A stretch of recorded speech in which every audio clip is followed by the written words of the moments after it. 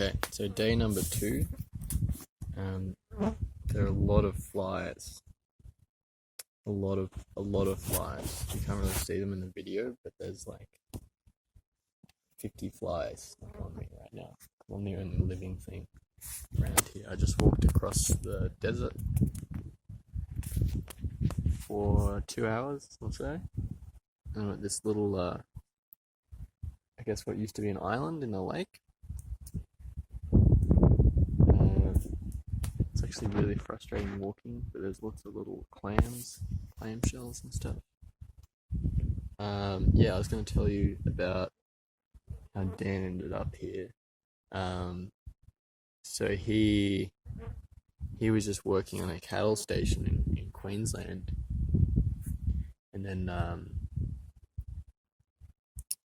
his friend came back from India, and they decided they were gonna canoe the Darling River, and so they took their canoe and they drove up here to Menindee, which is kind of like the highest like navigatable part of the Darling River, or like the source of the Darling River, and the whole river was bone dry. There wasn't any water at all.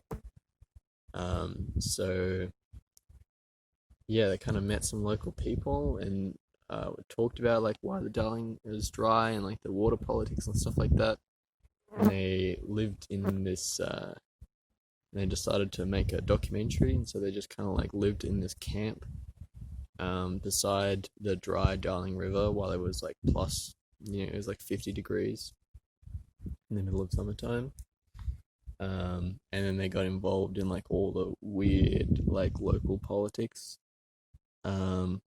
All these like strange people who live around here. Like when I first rocked up, I noticed there was this lady on this, like there was like this silver SUV parked on the street, and I couldn't find my Dan's house. I did a U-turn and drove back up the street, and she drove off.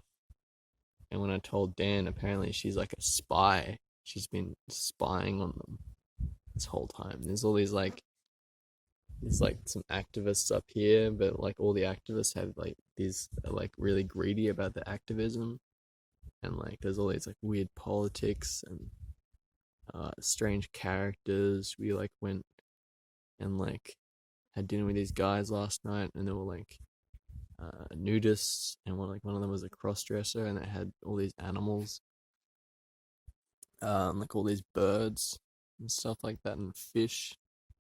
And one of them had performed like CPR on a cat and like brought it back to life with like a homemade defibrillator. And they had this massive, like really round, totally white goat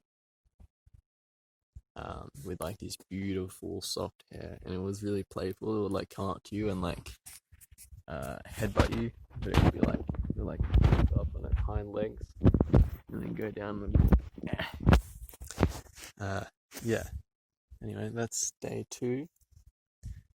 It's my big walk. I don't know what I'll get up to tomorrow.